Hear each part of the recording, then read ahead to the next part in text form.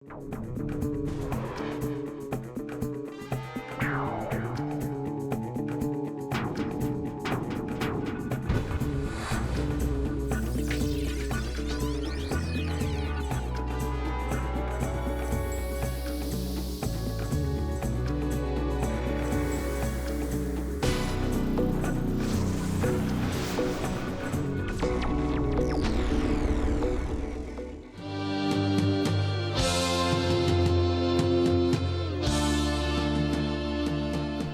tal? Buenas noches, bienvenidos.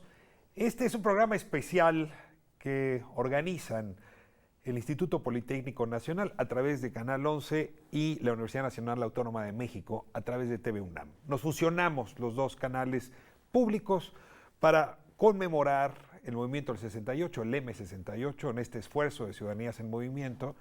Y justamente a propósito de esta conmemoración, de estos 50 años, tenemos un gran historiador con nosotros, a Enrique Krause. Enrique, muchas gracias por acompañarnos. Encantado de estar aquí. Vamos a hablar de Gustavo Díaz Ordaz, vamos a hablar de Luis Echeverría, pero también vamos a hablar del ambiente que los jóvenes del 68 tenían y que los llevaron a la exigencia de las libertades democráticas. Vamos a hablar del trabajo que Clio ha hecho justamente para documentar esta época. Arrancamos con la entrevista. Enrique, muchas gracias. Te agradezco mucho. Muchas gracias. Encantado de estar en mi casa, en la universidad. Pues hoy vamos a hablar de ti y tu participación en el 68, que pocos conocen, y también de la obra documental que Clio ha venido haciendo justamente a propósito del 68. Es un recorrido que se completa esta semana con una serie de documentos televisivos de Clio que se van a estar pasando aquí en TV UNAM. A propósito del presidente Echeverría, del presidente Díaz Ordaz y también del papel de los líderes del movimiento y el movimiento en general. Pero Enrique, antes de presentar esta serie que estará corriendo a las 19:30 durante esta semana, hablemos de ti. Tú eres un muchacho muy joven, estudiante de ingeniería en la Universidad Nacional cuando el movimiento arrancó. Fuiste incluso representante de los estudiantes. Te ruego que regreses en el tiempo. Pues mira, 1968. Antes del movimiento había habido elecciones en ingeniería. Yo estaba en tercero de facultad y me eligieron consejero universitario. Y estalló el movimiento. Yo no tomé posesión como consejero propiamente, sino inmediatamente después del 2 de octubre. Pero viví el movimiento en ingeniería como un simpatizante, como un participante más, pero muy entusiasta, exaltado, emocionado con el momento histórico que estábamos viviendo. Cuéntame, no me cabe la menor duda, además, de que fue el momento, digamos, en términos políticos y aún morales, ¿no? Clave de mi vida. Cuéntame, para un muchacho de 20 años, la figura del rector, de Javier Barros Sierra, para mí era ¿cómo te marcó? Digamos, yo le tenía un gran respeto, ante todo porque era un rector de la Facultad de Ingeniería, ¿no? Lo conocí, lo vi por primera vez el 1 de agosto de 1968, cuando Isabel Turrent y yo nos incorporamos a la marcha, a la famosa marcha en la que por primera vez un rector protestaba contra el gobierno después del bazucazo, de los heridos y de los encarcelados, hechos que habían ocurrido los días anteriores. El rector salió a la Avenida Insurgentes, llegamos hasta Félix Cuevas, recorrimos Félix Cuevas y regresó la marcha a la universidad. El rector había hablado antes y habló después, venía encabezando la marcha, alto, digno, con su gran presencia y resolución. Nos emocionó mucho eso. Coreamos con enorme emoción, mucho más emoción, la Goya de lo que la coreábamos en el estadio universitario en los años 50, cuando el Poliuniversidad, porque tenía allí la Goya, nuestra porra, un sentido de defensa de la ley, de la autonomía y de la libertad. Enrique, ayúdame a entender el ambiente. ¿No era una época propicia para que un actor políticamente tan relevante como el rector de la UNAM encabezara una marcha en contra de otros actores relevantes como podía ser el ejército que estaba detrás del bazucazo o del poder ejecutivo? Contra el gobierno que había allanado la autonomía universitaria. Apenas unos días antes había estallado, había habido esta gresca en la Ciudadela, la policía había intervenido con lujo de violencia. Después, las dos marchas del 26 de julio, en el aniversario de la Revolución Cubana, en la que también intervino la policía, y luego el bazucazo a unos cuantos días, a la distancia parece un acto de una desmesura y de una estupidez gigantesca. Destruyen la puerta centenaria de San Ildefonso, entran con lujo de violencia, apresan y hieren. Yo creo que ya había en ese momento, ya fue un momento sangriento. Entonces el rector tenía todo el derecho, pero un rector con menos energía y con menos resolución hubiera sido quizá más tibio. Dime, ¿es él quien lidera? Sí. ¿O son los jóvenes de tu generación que lo empujan a él a liderar? Hay una convergencia extraordinaria entre un líder que tiene autoridad moral, nada menos que el rector de la universidad, y los jóvenes que ya para entonces estábamos, digamos, cargando sobre nosotros un agravio muy profundo, un agravio que se ahondaba día con día. Éramos rebeldes, estábamos en contra de lo que se llamaba el establishment, contra un gobierno lleno de retórica, de autoritarismo, un presidente intolerablemente soberbio, pero sobre todo había el agravio de los heridos y del allanamiento de la universidad. Los estudiantes habrían marchado con esa libertad que ellos mismos se concedieron si la autoridad universitaria no hubiera estado. Probablemente o se habrían incluso las marchas, hubiesen llegado las marchas, ¿no? Las marchas que luego sobrevinieron en el momento cumbre, en el ascenso del movimiento, en el mes de agosto, ¿no? Y hasta el 13 de septiembre, la famosa Marcha del Silencio. Todas las marchas que se dieron, que fueron crecientemente multitudinarias y algunas festivas y violentas e injuriosas y otras ya mucho más tranquilas en cuanto nos dimos cuenta de que el presidente Díaz Ordaz, después del informe presidencial de septiembre, estaba elevando el tono. Elevando el tono y lanzando una amenaza que, viniendo de un hombre como él, iba a cumplir. Pero quiero decir que el liderazgo de Barrosierra en ese momento, en ese 1 de agosto, a sabiendas de que hubiese podido haber represión, los granaderos estaban bloqueando la manifestación en Félix Por eso Cuevas. se regresan de Félix Por eso Cuevas. regresamos. Debo decirte algo, Démonos cuenta que en el México de entonces no solo no había libertad de manifestación para protestar en la calle libremente. Yo quisiera que abriéramos el lente y justamente me ayudes a caracterizar a tu generación en ese momento. A ver, cuéntame cómo vivieron ustedes o cómo observaron ustedes las manifestaciones de tu generación en otras coordenadas. Si fue importante el Mayo francés, si fue importante Praga, si fue importante Columbia, Berkeley, Tokio. Estábamos conscientes y también nosotros queríamos barricadas en las calles. También nosotros queríamos gritar que hay que hacer el amor y hay que hacer la revolución porque es lo mismo. Pero no porque la generación fuera, digamos, predominantemente de izquierda o comunista o guevarista o castrista. Había una porción de liderazgo de izquierda importante, pero, digamos, la masa mayor del movimiento era, digamos, libertaria. Queríamos libertad. México, libertad. Fue uno de los, digamos, lemas básicos. ¿Y clave. creían que el país estaba listo para vivir esa libertad? Bueno, es que no nos detuvimos a pensarlo.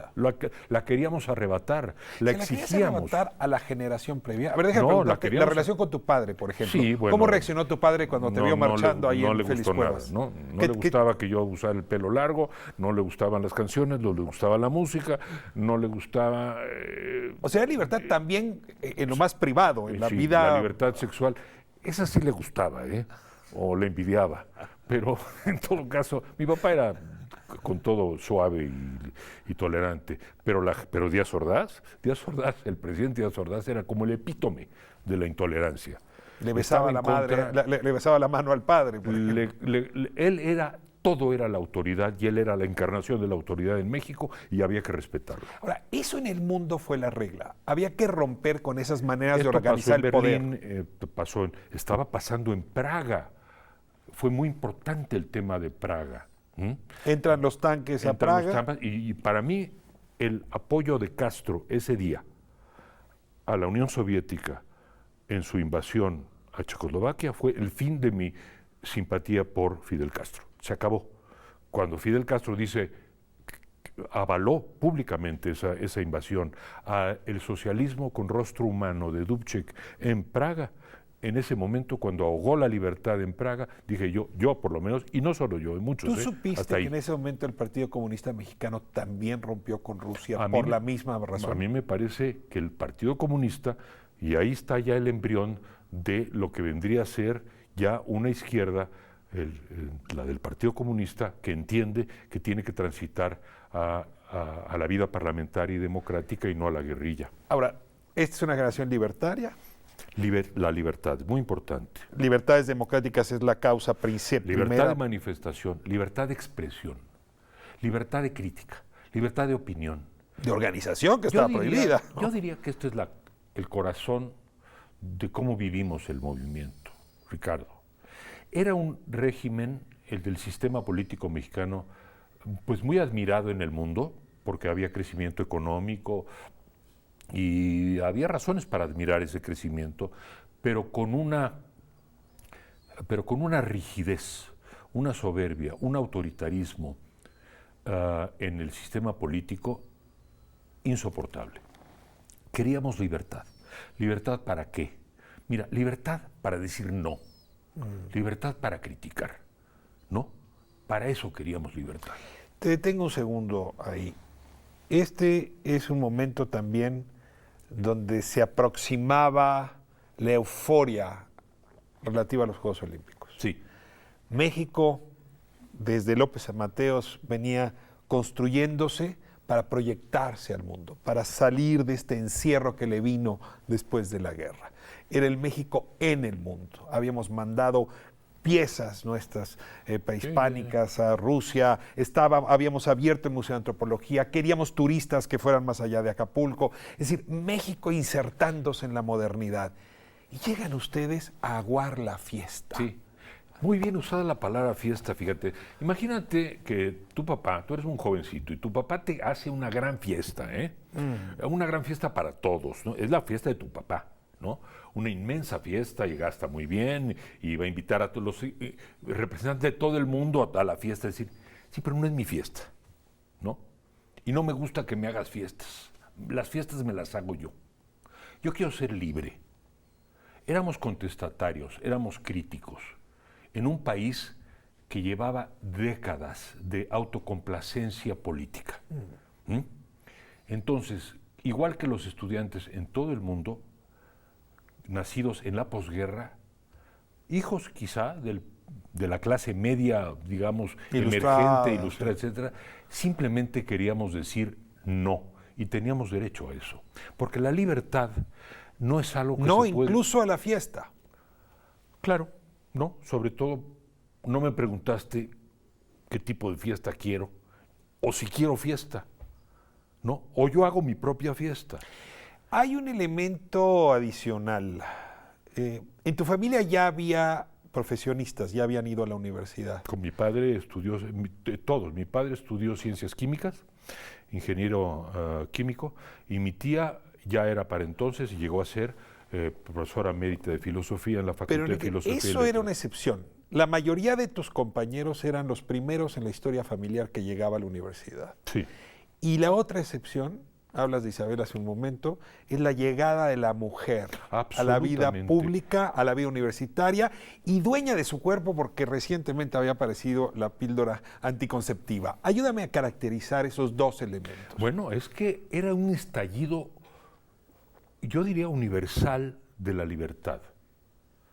Los textos que leíamos, por ejemplo, a Marcuse, a Fanon, la idea de la liberación de los pueblos, había Sartre fue muy importante, Camus fue muy importante.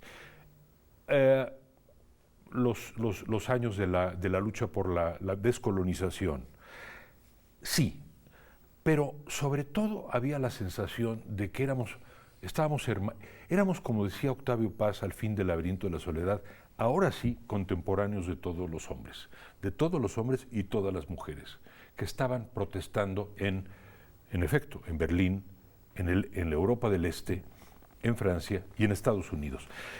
Sabíamos eso, hubo una mecha, la mecha fue a fines de julio y prendió, el terreno estaba, la pradera estaba seca, prendió. Ahora bien, había ese elemento libertario que subrayo muchísimo, como el corazón de nuestro movimiento. Pero también había fuerzas muy oscuras y una lucha por el poder dentro del gobierno de Díaz Ordaz. Eso fue un elemento muy importante. Bueno, tenemos que hablar, en efecto, de Gustavo Díaz Ordaz. Tenemos que hablar de su secretario de Gobernación, de Luis Echeverría. Y tenemos que hablar de la prensa y tenemos que hablar de los intelectuales en esa época. ¿Cómo no? Vamos a irnos a corte, Enrique, y regresamos para este segundo capítulo de nuestra conversación. ¿Cómo no?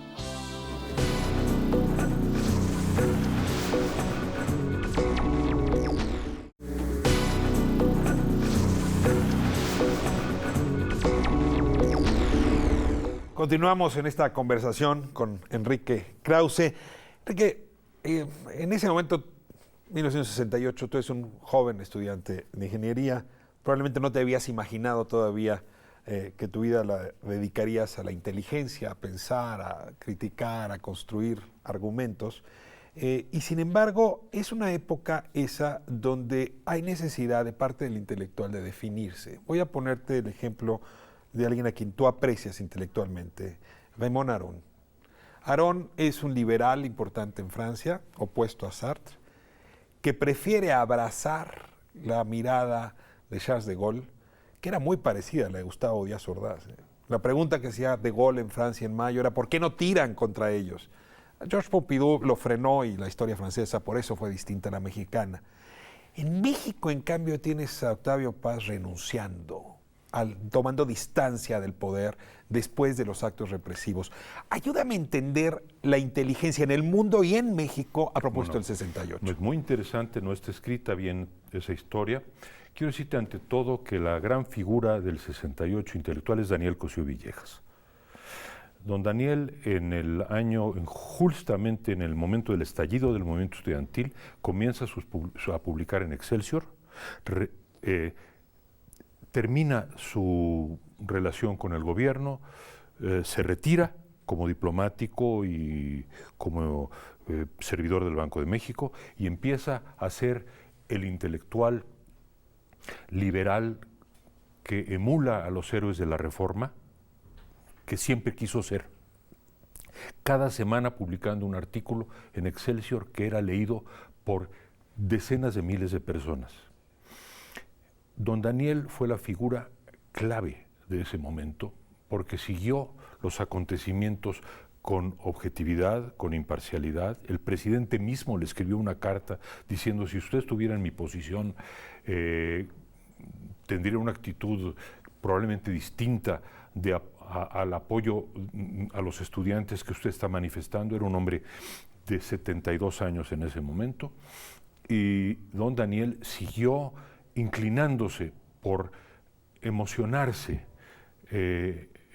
por el movimiento, ver en él una expresión de, digamos, de madurez cívica, de búsqueda de la libertad de expresión y de manifestación por parte del movimiento que él llegó a admirar muchísimo y a reconocer.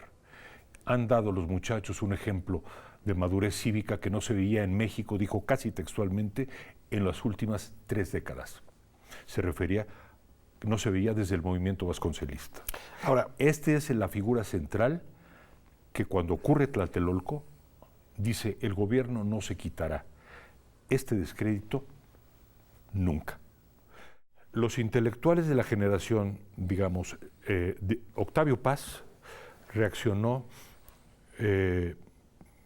como embajador en la India, escribía cartas al secretario Carrillo Flores diciéndole, abran un diálogo de libertad de expresión con los muchachos.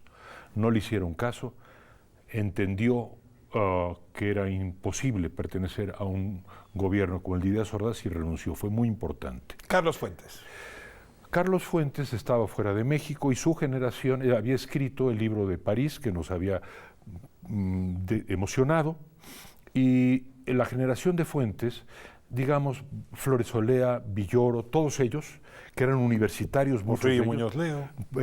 Universitarios, muchos de ellos, no, hablo ahora de los profesores, simpatizaron con el movimiento estudiantil.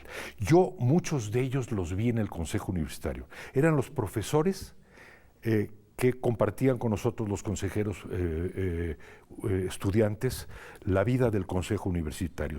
A fines del 68, 69 yo conviví con todos ellos.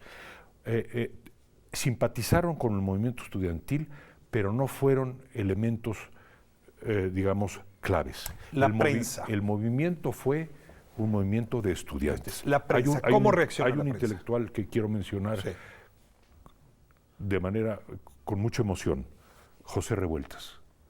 No, él no solamente simpatizó con el movimiento, él fue uno de los hombres de la generación coetáneo exacto y amigo de Octavio Paz, que participó entusiastamente con el movimiento, igual que mi maestro Eberto Castillo.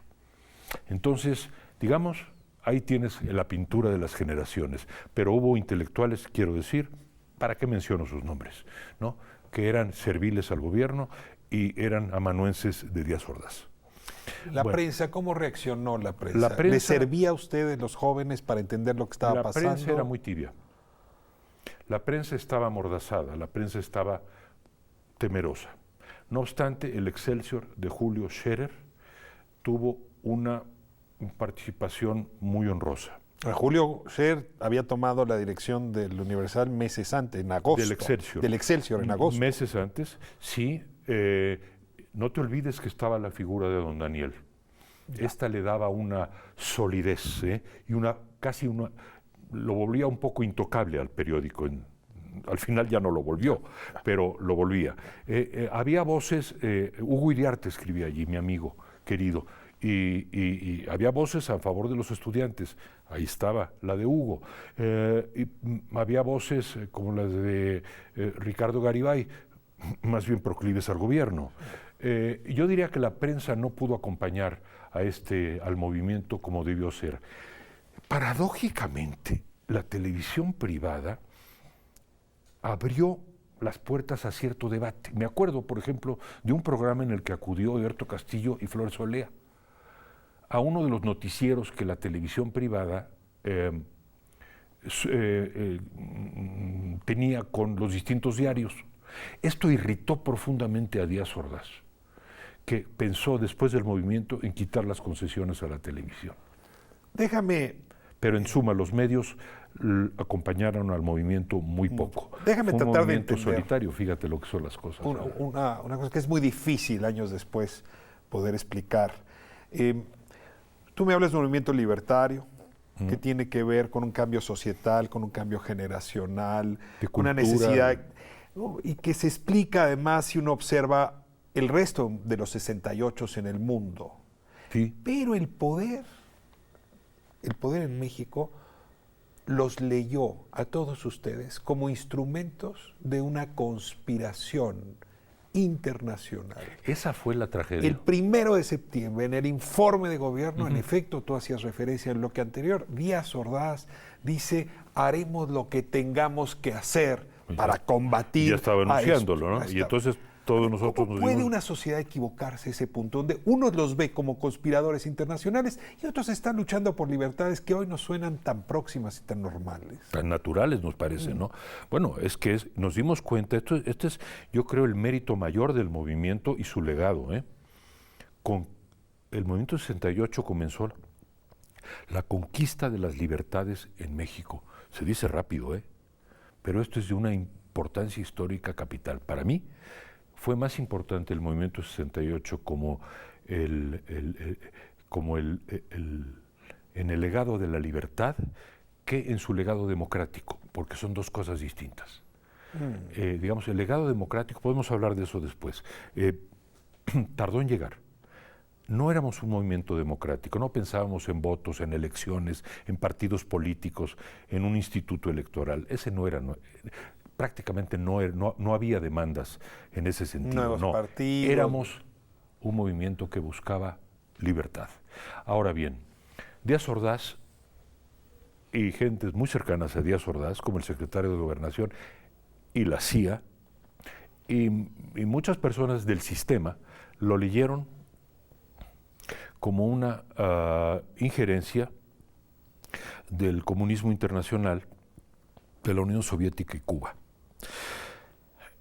Presidente Díaz Ordaz, en mi libro La presidencia imperial yo lo pinto así, porque pude tener acceso a sus memorias, aún inéditas hoy. Leí con cuidado y reflejé... ¿Quién te abrió esas memorias? El hijo de Díaz Ordaz tuvo esa gentileza conmigo y que yo agradezco. ¿Y tú pudiste recorrerlas? Pude leerlas, tomar nota selectiva y reflejar lo que en ellas vi. Vi muchas cosas que creo que son, en este momento, siguen siendo claves para entender lo que pasó. Díaz Ordaz dice en algún momento, en varios momentos, este es nuestro México y nos lo quieren cambiar. No lo van a cambiar, no los vamos a permitir. Hay que salvar a México. Está viendo en México el embrión de una revolución como la cubana. Era no una desmesura, era una locura pensar eso. México era el único país latinoamericano que no había roto con Cuba. Cuba no tenía ningún interés en subvertir el orden mexicano. Déjame tenerte un segundo antes de seguir con Cuba. Sí. Tú dices, hubo voces que convencieron a Díaz Ordaz, Sí. pero él había sido alguien muy próximo a los Bueno, Estados primeramente, Unidos. Incluso él estaba- probablemente pudo haber sido hasta gente de la CIA, según algunos documentos. Yo te digo, Es decir, ¿fue su equivocación o de alguien yo más? creo que tenía una predisposición natural, psicológica, histórica, por su obsesión con el principio de la autoridad, a pensar que esto era una conspiración comunista. En los 60s, querían cambiar a México, lo está diciendo en las memorias, ¿no? Pero,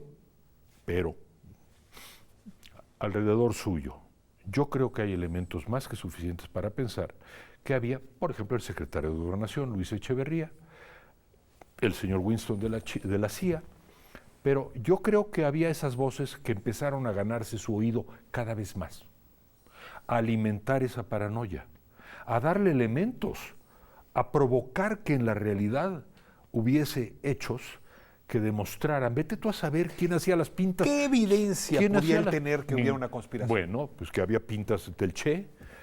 Para un paranoico, pues basta, por favor, para un paranoico, necesita pues, mucho, ¿verdad? digo, es como el celoso, ahí está Pero tú lo el pañuelo caracterizarías el pañuelo de Otelo, clínicamente ¿no? como paranoico. ¿Perdón? Tú lo caracterizarías Absolutamente, clínicamente. sí, absolutamente paranoico. Entonces decía, una pinta del Che, ¿verdad? Eberto Castillo, lo obsesionaba la figura de Eberto Castillo. Eberto Castillo venía de la Tricontinental, sí, era un simpatizante de la Revolución Cubana. Había llegado a México nuestro maestro Eberto Castillo y tenía el 15 de septiembre, fíjate este dato, Eberto da el grito en la explanada de la universidad. Ahí Es un estábamos. gran desafío. Ahí estábamos. Estaba usurpando Ahí estábamos. Hablando de presidencias legítimas, esa era una presidencia extraña. Díaz Ordaz lee eso y en las memorias dice, el presidentito dio el grito. Esto es intolerable, ¿no? Esto es intolerable, pero dice, en mi libro lo recojo con prisión, hay que darles una lección. Hay que darles una pequeña lección. ¿Cuál es la pequeña lección? 3 días después, allanan, ocupan la universidad. Es una conexión directa. ¿Tú dirías que los tanques entraron a la universidad? A raíz de ese momento. Pero te subrayo algo. Bueno, el encono con el Politécnico Nacional. A ver, te sigo en esto, pero ¿por qué? Porque, a ver, con la UNAM fueron durísimos, pero al Politécnico lo arrasaron, Enrique. Porque el elemento de autonomía pesaba y porque el prestigio de la universidad pesaba. El Poli, un instituto tan importante, ¿no? Tan importante, tan trascendental para México, no tenía esa aura, ¿no? ¿A ustedes los ingenieros los veían? No tenían un aura. Además, por una distorsión, porque se trata de hasta la fecha, de una gran institución nacional, ¿no? Que hay que siempre reivindicar, vindicar y rendir homenaje. Entonces, éramos los dos. Si en los años 50 románticos los burros blancos y los pumas se enfrentaban con Goyas y Huelvos, no. En el 68 se acabó ese jueguito. Estábamos juntos. Cerraron filas, junto con la Iberoamericana, junto con el Colegio de México. Es decir, bueno, con contingentes menores, pero lo que hay que subrayar aquí es que este gran movimiento estudiantil, cerró filas el sistema contra él, y hablo de Fidel Velázquez, el PRI, los organismos campesinos, obreros, burocráticos, los empresarios, no cabe la menor duda, creo que hasta la Iglesia también. Es decir, Díaz Ordaz, alrededor suyo, digamos, simplemente cerró filas. Si los Juegos Olímpicos no hubieran estado enfrente el 12 de octubre, ¿habría actuado el gobierno de esta manera? Yo pienso que, fíjate que sí, porque porque Díaz Ordaz tenía ya un grado de exasperación y de angustia, usa la palabra en una carta que le manda a Cosío Villegas, que yo transcribo en mi libro, de angustia que ya estaba al borde, digamos, de una quiebra psicológica, ¿no? Pero había quien le alimentaba los elementos para esa quiebra y que lo llevó al 2 de octubre. A ver, tú haces un documental desde Clio sobre Díaz Ordaz y su papel en el 68. Ese lo transmitiremos el próximo 4 de octubre a las 7:30. Déjame irme a corte y regresamos para hablar del otro personaje, de Luis Echeverría, que también va a merecer un capítulo de esta serie que se estaría transmitiendo el viernes. Hablemos de la serie. Vamos a corte y regresamos.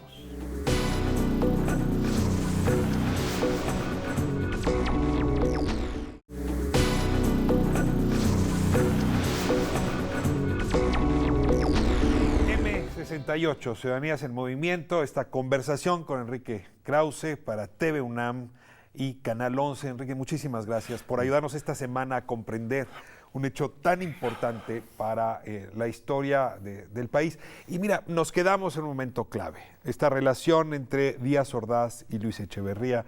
Y déjame soltarte una provocación.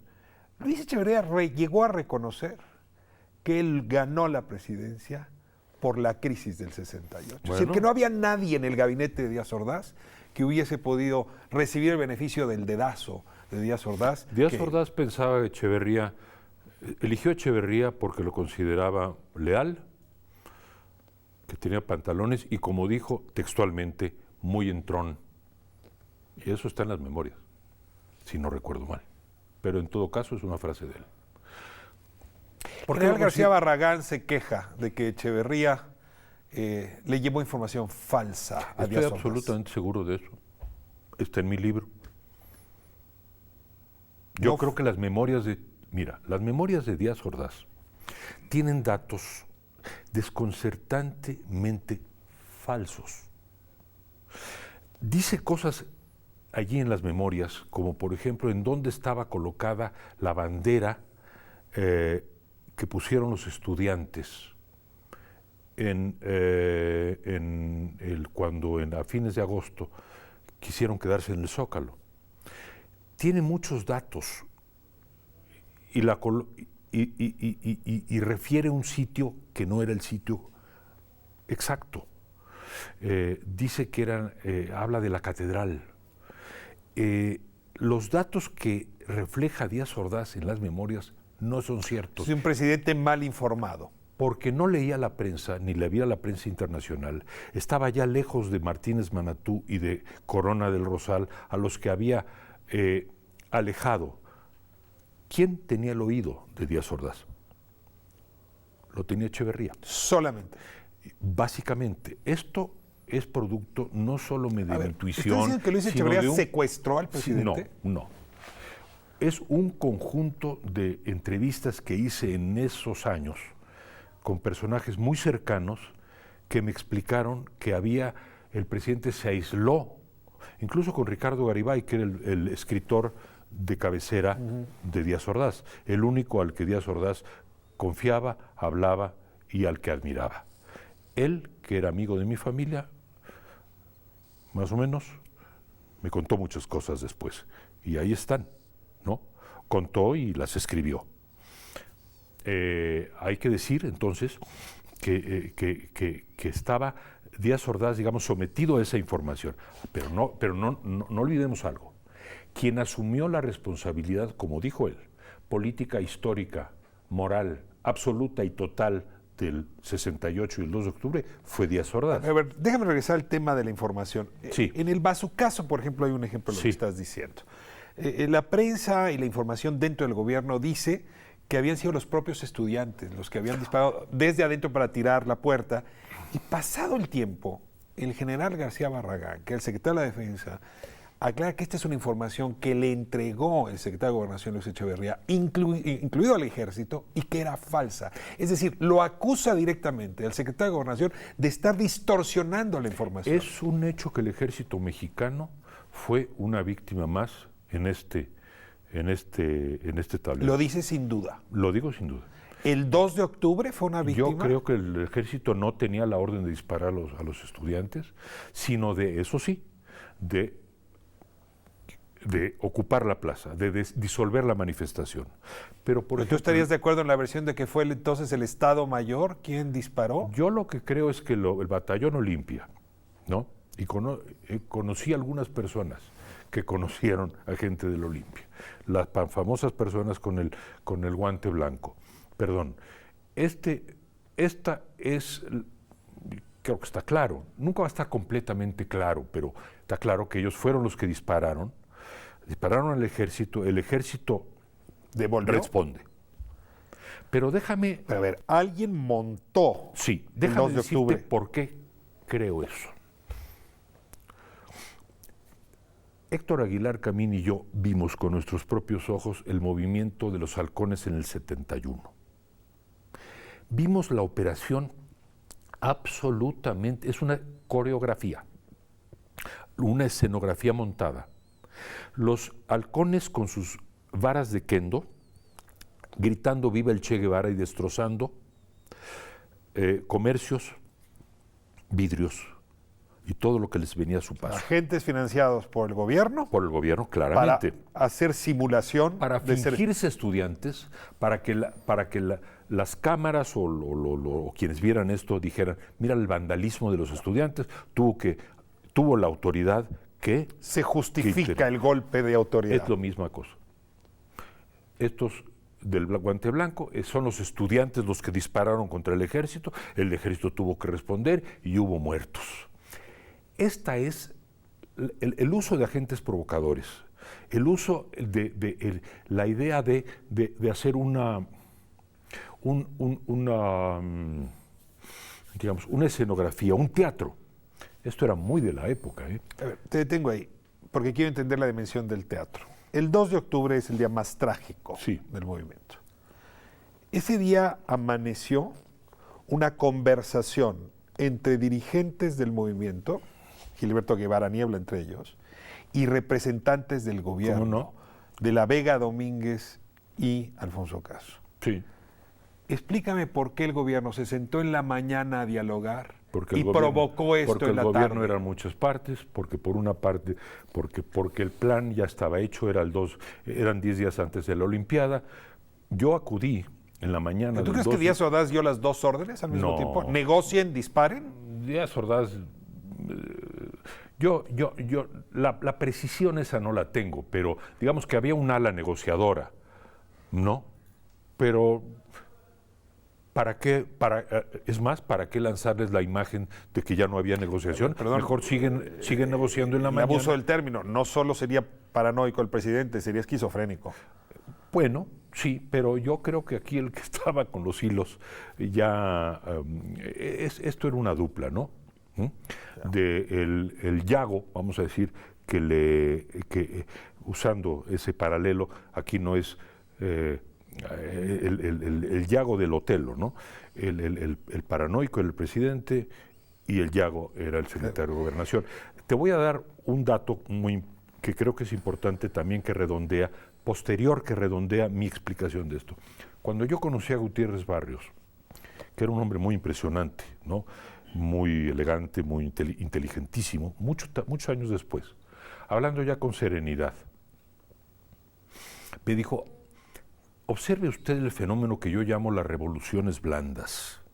Siempre ocurren a finales de los sexenios, de los últimos un año antes del destape, siempre ocurren. Son cosas que ocurren en los ámbitos estudiantiles, revoluciones blandas. Son muy peligrosas esas revoluciones blandas. Me lo estaba diciendo cuando la universidad estaba en huelga en el año de 99. Son muy peligrosas esas, obsérvelas usted. Claro, como si fueran un ciclo Y que alguien yo, provoca. lo que ahora pienso es, ¿me estaba dando un dato histórico o me estaba diciendo, me estaba confesando cómo se hacen, cómo se, digamos, O estaba haciendo cómo ambas. se arma? Claro, ¿Me estaba haciendo una revelación o me estaba explicando la historia? ¿Me entiendes? Pues estamos en un año justamente de esos Sí. complicados. Me es muy importante transitar hacia los líderes del movimiento. Por favor. En fin, y déjame nada más informar al público, si quiere saber cómo Díaz Ordaz intervino en 68, hay que ver el documental de Clio, que será transmitido el próximo jueves en TV UNAM, y también el de Luis Echeverría, que será transmitido el viernes, ambos a las 7:30. Sí, es una entrevista inédita en su totalidad, aunque he usado partes, que yo le hice con amigos y colaboradores de Clio a Echeverría en aquel año. Echeverría no es una entrevista en donde él reitera su posición, pero es muy interesante la entrevista por lo que dice, por lo que no dice y por cómo dice lo que dice. ¿Le preguntaste directamente Claro, sobre su responsabilidad? le preguntamos. Y Entonces, que tengo que ver el documental buscando Claro sus que gestos. lo negó, pero este documental no hay que ver solo lo que dice, hay que ver, repito, lo que no dice y cómo dice, cómo, cada gesto. Ahora, siempre que uno observa uno de estos eventos históricos, es un error colocar la lupa solamente en el penthouse, en la parte del poder que originó el evento. Y esto que tú hiciste ahora, de hacer un par de documentos también visuales para observar el liderazgo y a los jóvenes, nos completa la fotografía. Entonces, te voy a pedir que son los otros dos Yo he documentos. dicho que el deber que yo siento y el deber histórico es rendir un homenaje a los líderes de este movimiento. Y esto es lo que he querido hacer con estos dos documentales. El primero se llama Que vivan los estudiantes, o Vivan los estudiantes. Está basado en una canción chilena, ¿no?, de Violeta Parra, que escuchábamos muchísimo en Radio Universidad. Por cierto, Radio Universidad fue el orgullo radiofónico de ese momento. Radio Universidad, gran homenaje hay que hacerle. Bueno, me emociona pensar en recordar eso, porque el programa se transmitía esa canción allí. Bien, es mi homenaje, nuestro homenaje en Clio a estos líderes del 68, y es el 68 narrado por ellos, uno de esos programas. Es Luis González de Alba, es Gilberto Guevara y varios otros. Álvarez Garín. Mujeres y hombres, están todos, están muchos. Son ellos, está Salvador Ruiz Villegas, el líder de mi facultad. Yo era el consejero universitario, pero el hombre importante. Yo era un estudiante más. Él era el importante. Salvador Ruiz Villegas, discípulo y amigo de Eberto Castillo. ¿Cómo les impactó en su vida a esos muchachos al paso de los años? Precisamente ese es el tema del segundo programa. Porque todos somos almas quebradas, me dijo, o algo así me dijo Guevara Niebla, y es lo mismo que decía mi querido amigo Luis Tomás Cervantes Cabeza de Vaca, que fue un gran líder del movimiento. No pudieron curar la herida. El búho Eduardo Valle. Esas heridas no se curan. No se curan. Sobre todo cuando enfrentaste la cárcel, la violencia. La cárcel, la violencia, la tortura. Y cómo vivieron meses en esa cárcel. Tú te quedaste en la calle y en la libertad. Parte de tu generación fue a dar a Lecumberri. Sí. ¿Cómo se vive desde fuera de la cárcel saber que tienes compañeros en la cárcel? Un gran agravio, enorme agravio, ¿no? Imperdonable agravio, ¿no? Que cuando Luis Echeverría los saca de la cárcel, ¿no? Y los manda al exilio, tan era un gran agravio que lo que primero buscamos los que habíamos participado en el 68 es, ahora queremos otra manifestación. ¿Y sabes cuál fue esa? 70. La del 10 de junio. ¿Y sabes qué pasó? Una nueva represión. Entonces fue la prueba. Esta es otra prueba de la continuidad entre Díaz Ordaz y Echeverría, que el 10 de junio, claro, el 10 de junio Echeverría dijo, son las fuerzas del pasado. ¿Podría sumar a Vándaro a esa misma dinámica? No, a Vándaro más bien... ¿La criminalización de los jóvenes? Pero era una creación más bien cultural en ese caso, ¿no? Sí, también, sí, pero fue... Pero de nuevo, a Vándaro no es, después de todo, con la expresión musical y sexual Perdón que difiera. No toda fue una agresión, una represión cultural, con distintas... También fue física. Bueno, sí, claro que sí. Sí, fue un gran choque generacional. Pero lo que quiero subrayar, si me permites, Ricardo, es que no hay monumentos para esos líderes. Ni los va a haber. Pero este programa quiso ser un reconocimiento profundo a los que aparecen y a los que no aparecen. Hicieron cosas muy importantes por México. Y yo les doy la voz y cuentan cosas desgarradoras sobre su vida en la cárcel. Y entonces salen y las vidas quedan marcadas. Algunos, fíjate Luis González de Alba, hizo una vida muy creativa.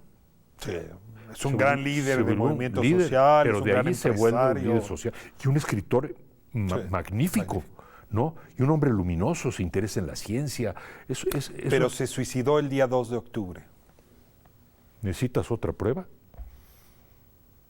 Y tú hablas con Gilberto. Y recuerda a Luis con un dolor enorme. Enorme. Y tú hablas con Gilberto, al que todos queremos tanto, ¿no?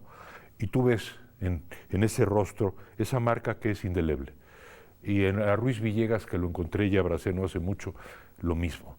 Y yo lo veía en Eduardo Valle y en Cabeza de Vaca, que era un tipo fuertísimo, más que era un toro, ¿no? Enrique, también murió prematuramente. Voy a hacerte la última pregunta.